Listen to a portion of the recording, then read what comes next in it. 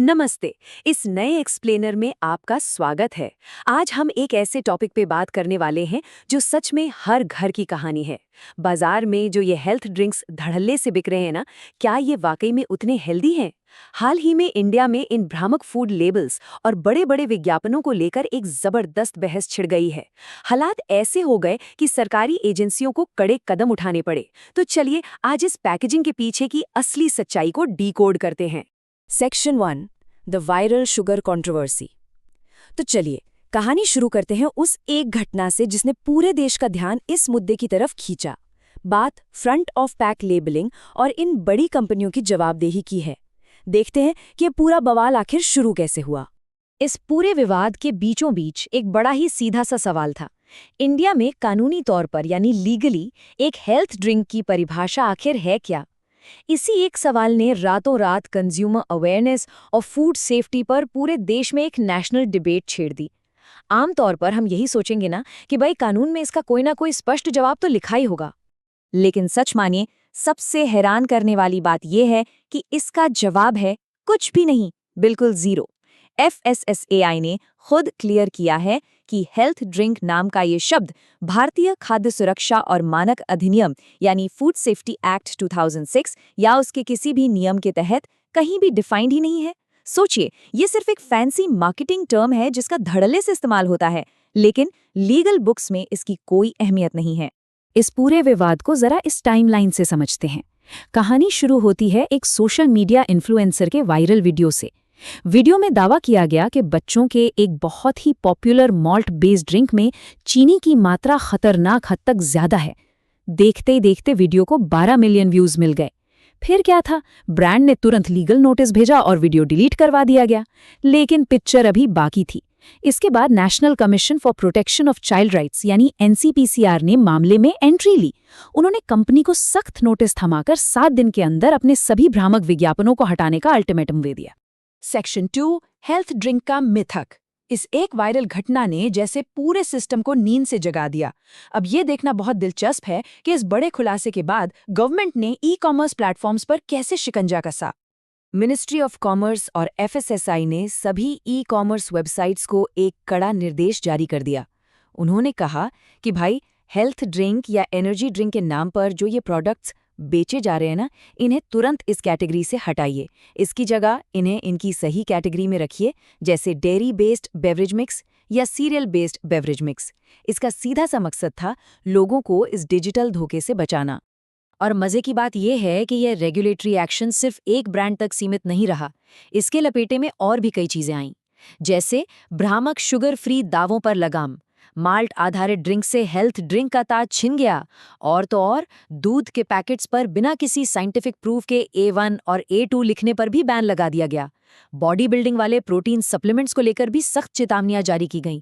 मतलब पूरी तरह से सफाई अभियान चालू हो गया। Section 3, FSSAI regulations and rules. चलिए अब थोड़ा इसके लीगल पहलू में गहराई से उतरते हैं। आखिर वो कौन सा फ्रेमवर्क है जो इन विज्ञापनों को कंट्रोल करता है, और नियम असल में कहते क्या है? 10 लाख रुपए सुनने में बड़ा अमाउंट लगता है ना, और ये सिर्फ एक नंबर नहीं है। फूड सेफ्टी एक्ट की धारा 53 के तहत अगर कोई भी कंपनी भ्रामक विज्ञापन देती है या झूठे दावे करती है तो FSSAI उन पर 10 लाख रुपए तक का भारी भरकम जुर्माना ठोक सकता है। इससे पता चलता है कि अथॉरिटीज अब इन विज्ञापनों की सच्चाई को लेकर कितनी सीरियस हैं। ट्रांसपेरेंसी लाने के लिए FSSAI ने पैकेट्स पर कुछ स्पेसिफिक लोगो लगाना अनिवार्य कर दिया है। जैसे अगर किसी खाने की चीज में एक्स्ट्रा न्यूट्रिशन मिलाया गया है तो उस पर +F यानी फोर्टिफाइड का लोगो होना चाहिए, और अगर फूड प्रोडक्ट को रेडिएशन से प्रोसेस किया गया है तो उसके लिए एक खास हरा लोगो तय किया गया है।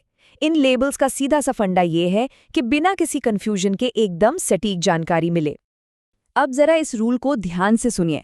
अगर कोई कंपनी अपने ब्रांड के नाम में ही किसी हेल्थ बेनिफिट का हिंट देती है जिसे साइंस ने साबित नहीं किया है, तो उन्हें अपने पैकेट पर साफ साफ एक डिस्क्लेमर छापना होगा। उन्हें लिखना होगा कि यह केवल एक ब्रांड नाम है और इसका प्रोडक्ट की असलियत से कोई लेना देना नहीं है। ये नियम इसलिए बनाया गया है ताकि सिर्फ किसी फैंसी और कैची नाम को देखकर कोई बेवकूफ ना बने। सेक्शन 4, दी FOPL लीगल बैटल। इस पूरी पिक्चर का एक और सबसे बड़ा ट्विस्ट है फ्रंट ऑफ पैकेज लेबलिंग। यानी FOPL। आजकल ये मुद्दा सुप्रीम कोर्ट में भी काफी गरमाया हुआ है और इसका मेन टारगेट है लाइफस्टाइल से जुड़ी बीमारियों को रोकना। इस डिबेट में ना दो बिल्कुल अलग अलग अप्रोच हैं। एक तरफ है स्टार रेटिंग सिस्टम, जिसे फूड इंडस्ट्री का भारी सपोर्ट मिला हुआ है, लेकिन पब्लिक हेल्थ एक्सपर्ट्स इसकी कड़ी आलोचना करते हैं। उनका कहना है कि ये एक हेल्थ हेलो क्रिएट करता है। मतलब अगर किसी प्रोडक्ट में फाइबर डाल दिया तो उसे अच्छी स्टार रेटिंग मिल जाएगी, भले ही उसमें चीनी और नमक कूट कूट कर भरा हो। इसीलिए हेल्थ एक्सपर्ट्स चेतावनी लेबल यानी वार्निंग लेबल्स की वकालत कर रहे हैं, क्योंकि साइंस भी मानता है कि पैकेट पर साफ वार्निंग छपी हो तो लोगों का बिहेवियर तुरंत बदलता है। इस मुद्दे पर सुप्रीम कोर्ट के तेवर भी एकदम सख्त हैं। कोर्ट ने साफ कह दिया है कि बिना साइंटिफिक एविडेंस के हेल्थ क्लेम करना सिर्फ फाइनेंशियल फ्रॉड नहीं है, ये सीधे सीधे लोगों की सेहत से खिलवाड़ है। और तो और अगर ये साबित हो जाता है कि कंपनी का इरादा जानबूझकर धोखा देने का था, जिसे लीगल टर्म्स में मेंस रिया कहते हैं, तो उन पर सीधा क्रिमिनल केस भी चल सकता है। Section 5 reading the dietary guidelines. तो इस पूरी कंफ्यूजन के बीच सही डिसीजन कैसे लिया जाए, चलिए देखते हैं कि हेल्थ अथॉरिटीज ने इस भूल भुलैया से निकलने के लिए क्या प्रैक्टिकल टूल्स दिए हैं। हाल ही में ICMR और नेशनल इंस्टीट्यूट ऑफ न्यूट्रिशन ने नई डाइटरी गाइडलाइंस निकाली हैं।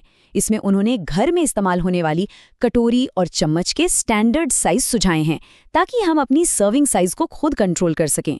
उनका मैसेज एकदम लाउड एंड क्लियर है। पैकेट के आगे जो चमचमाती मार्केटिंग लिखी है, उस पे आंख बंद करके भरोसा मत कीजिए, बल्कि पैकेट को पलटिए और पीछे लिखी इंग्रेडिएंट लिस्ट और न्यूट्रिशनल लेबल को पढ़ने की आदत डालिए। Section 6 empowering the consumer.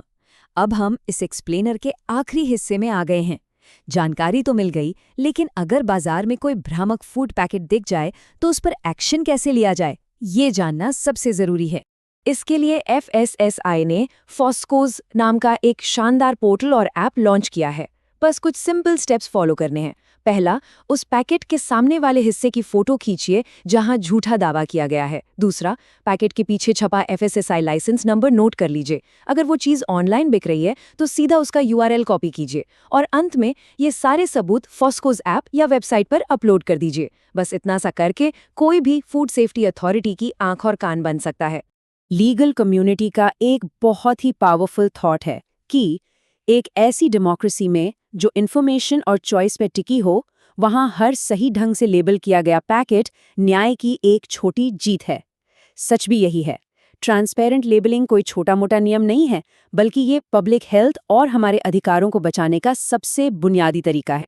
तो अब जब हम इस एक्सप्लेनर के आखिर में आ गए हैं, तो एक बड़ा सवाल जो हम सबको खुद से पूछना चाहिए, अगली बार जब मार्केट में कोई पैकेट चिल्ला चिल्ला कर कहे कि वो एक हेल्दी चॉइस है, तो क्या उस पर तुरंत भरोसा किया जाएगा, या फिर उसे पलटकर उसकी इंग्रेडिएंट्स लिस्ट की असली सच्चाई पढ़ी जाएगी? हमेशा याद रखिए, सही जानकारी ही सबसे बड़ा हथियार है। इस एक्सप्लेनर में साथ बने रहने के लिए बहुत बहुत शुक्रिया। जागरूक रहिए और हाँ, सवाल पूछना कभी बंद मत कीजिए।